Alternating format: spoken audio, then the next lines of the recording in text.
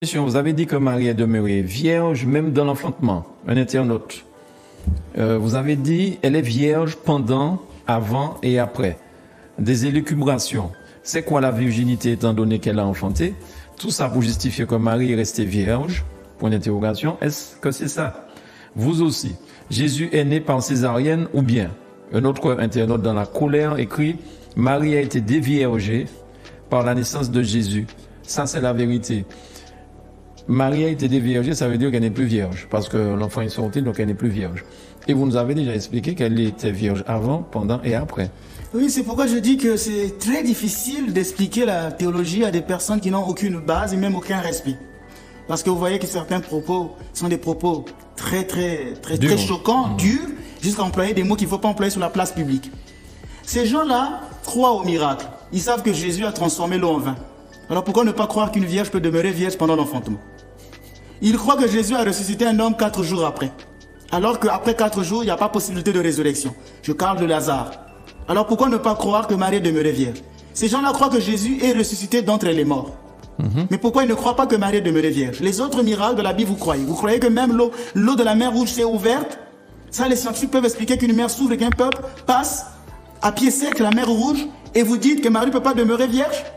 Qu'est-ce qui est difficile à comprendre? Si les miracles existent, c'est qu'il y a bien, ce miracle peut bien exister. Je n'ai cessé de dire qu'il s'agit d'un mystère pascal. Le Christ a rejoint ses frères malgré les portes fermées. Et il est venu dans le monde malgré les portes fermées de Marie. La virginité est sacrée. Dans la Bible, la virginité est sacrée. Le grand prêtre, chez les Juifs, un prêtre devait épouser une femme vierge. Si la virginité est sacrée, comment voulez-vous que Dieu n'ait pas respecté la virginité de la mère de Dieu?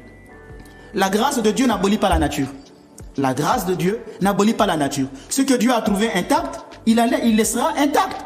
Comment vous dites que Marie ne pouvait pas, Jésus ne pouvait pas sortir virginalement de Marie? Mais c'est aussi impossible que Jésus entre virginalement de Marie. Comment est-il entré en Marie alors qu'elle était vierge? Et pourquoi il est difficile de concevoir qu'il sorte tout en demeurant vierge? Et je vous ai dit que Marie est la vierge par excellence. Si nous lisons dans la Bible, dans Exode 3, le verset 2 à 5, il est dit « L'ange du Seigneur apparut à Moïse dans une flamme de feu du milieu d'un buisson. Moïse regarda. Le buisson était embrasé, mais le buisson ne se consumait pas. Et Dieu lui dit, n'approche pas d'ici, retire tes sandales de tes pieds, car le lieu où tu te tiens est une terre sainte. Moïse a vu un buisson enflammé qui ne se consumait pas. C'est une préfiguration de la Vierge. Car tel un autre buisson ardent, Marie portait en elle le feu consumant de la divinité qui l'a brûlé sans consumer sa virginité. Sans consumer sa virginité. Et le texte que j'ai expliqué dernièrement, c'était Ézéchiel 44, verset 2, qui dit « Le Seigneur me dit, cette porte sera fermée. On ne l'ouvrira pas. On n'y passera pas. Car le Seigneur, le Dieu d'Israël, y est passé. Ainsi terra-t-elle fermée. » Cette porte dont Ézéchiel a vu est une préfiguration de la Vierge Marie. Personne ne pourra passer par là parce que le Seigneur y est passé. Et le texte dit que cette porte restera fermée. Qu'est-ce qui est plus difficile de comprendre de ces mystères? Pourquoi la sexualité doit aussi choquer les gens? Dès qu'il y a quelque chose qui est en rapport avec la virginité, la sexualité, ça doit choquer les gens. Vous pensez que Dieu était incapable de sortir de Marie tout en gardant sa virginité? Le Dieu qui ressuscite les morts ne pouvait pas le faire? Si vous croyez au miracle de la Bible, croyez au miracle de la naissance virginale de Jésus-Christ. C'est aussi rationnel de comprendre cela. Bien sûr, bien sûr. Alors, une autre question dans cette vidéo, vous avez dit que Joseph n'a point connu sexuellement Marie. Un internaute écrit, réfléchissez, comment quelqu'un va marier sa femme et ne jamais coucher avec elle jusqu'à sa mort? Vraiment, hein? Un autre internaute écrit, jusqu'à ce que Jésus ait 12 ans, Marie et Joseph étaient toujours ensemble en tant que mari et femme. Donc Joseph n'est pas mort le lendemain de la naissance de Jésus. Maintenant, si vous pouvez croire qu'un homme va rester avec sa femme pendant 12 ans sans avoir de rapport avec elle, c'est votre choix. Alors, donc, Joseph n'est pas mort le lendemain de la naissance de Jésus. Vous n'avez jamais dit ça? Je ne sais pas, il tire toutes ces choses-là d'où. Parce que la mort de Joseph... Pour eux, c'est inconcevable. Pour eux, c'est inconcevable que Joseph garde une femme sans la toucher. Alors, vous voyez bien que là, il y a une réalité hédonique. Nous sommes dans une société où le sexe prime.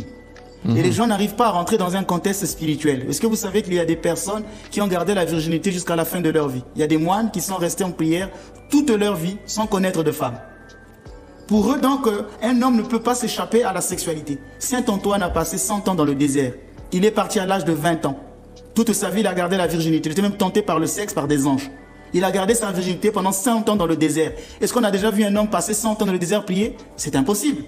Il y a des saints qui ont vécu la virginité. C'est pourquoi même aujourd'hui, parfois, les gens ont des difficultés à comprendre si un prêtre peut réellement rester chaste. Parce que les gens regardent tellement des films hédoniques, ils sont tellement influencés par le milieu culturel où le sexe prime. On voit des femmes nues partout, dans des carnavals et ainsi de suite. On réduit tout au niveau du sexe. Enfin, vous employez de jolis mots, vous voulez parler de porno. Par exemple, oui, la pornographie. Je n'aime pas des mots trop sales, voilà. Donc, ils regardent des films pornographiques. Oui, d'accord, ils sont tellement influencés par cette culture sexuelle que pour eux, c'est difficile, un homme de rester avec une femme sans coucher.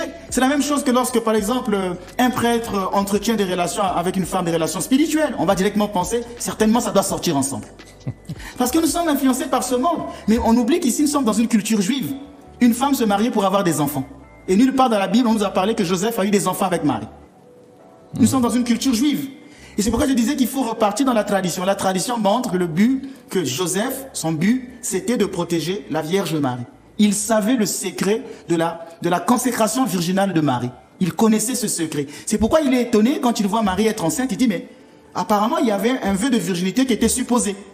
Mais comment cela se fait-il que tu es tombée enceinte? Quel est donc mon rôle là dedans? Et donc, il se posait des questions. Et donc, Joseph, sa mission, il savait sa mission. Et je vous ai dit qu'apparemment, Marie a été donnée à Joseph. Joseph était déjà vieux.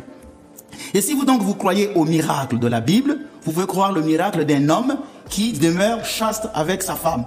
Je connais des gens qui ont rencontré... D'autant qu'il avait déjà des enfants avec une autre femme. Avec une autre femme. J'ai rencontré par exemple des pasteurs qui étaient dans le péché, dans l'homosexualité, dans la drogue. Mais lorsqu'ils ont rencontré Jésus-Christ, ils ont témoigné avoir changé de vie.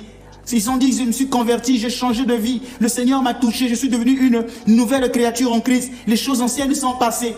Parfois, ils pleurent d'émotion. Ils ont totalement abandonné leur vie de péché. Vous voyez que quelqu'un peut changer, peut être transformé à la vue, à la rencontre de Jésus-Christ. Et Joseph, quand il a vu cette femme enfantée virginalement, tout en demeurant vierge, vous ne pensez pas qu'il était ébloui devant le mystère? Quel est le changement qui a pu s'opérer dans la vie de Joseph en voyant l'enfantement virginal? Moi, je vous dis que si j'avais vu un tel mystère, cette femme m'aurait fait peur. C'est pourquoi Moïse, on lui dit, ne touche pas à ce buisson ardent et enlève tes sandales parce que cette terre dans laquelle tu te tiens est une terre sainte. Donc, vous voyez que le fait que Dieu a touché le buisson ardent, Moïse devait avoir un certain comportement. Quels pouvaient être les sentiments et le comportement de Joseph en voyant une vierge enfantée? Qu'est-ce qui a pu lui traverser la tête? Qu'est-ce qui est plus difficile à faire comprendre à nos pasteurs? Que ces réalités-là peuvent exister. Quelqu'un peut être ébloui devant le mystère divin et se dire, mais cette femme, elle est consacrée. C'est pourquoi dans la Bible, on nous dit que Marie, c'est un jardin scellé. C'est Salomon qui le dit dans Cantique des Cantiques, chapitre 3, verset 4. À peine les avais-je dépassés, j'ai trouvé celui que mon cœur aime. Je l'ai saisi, ne lâcherai point, je l'ai fait rentrer à la maison de ma mère, dans la chambre de celle qui m'a conçu. Ô femme, tu es un jardin bien clos. Fiancée, tu es un jardin bien clos. Une source scellée. Cantique des Cantiques, chapitre 4, verset 12. Que Marie est un jardin scellé. Le Seigneur est passé par là. Comment Joseph pouvait-il avoir une attraction sexuelle vis-à-vis de cette femme? Ce mystère existe même dans la vie de Moïse. Moïse a passé 40 jours sur la montagne à prier Dieu. Et lorsqu'il est descendu, son visage rayonnait de lumière. Au point que le peuple avait peur de regarder Moïse. Son visage rayonnait de lumière. Qu'est-ce que Moïse va faire? Il va mettre un voile pour se rendre accessible devant le peuple. Et la mère de Dieu, qui a fait 9 mois, sa chair unie à la chair du Fils de Dieu pendant 9 mois, n'était-elle pas rayonnante de lumière et de puissance spirituelle? Celle qui a enfanté virginalement, sans perdre sa virginité, sans effusion de sang, par un miracle qu'elle seule connaît.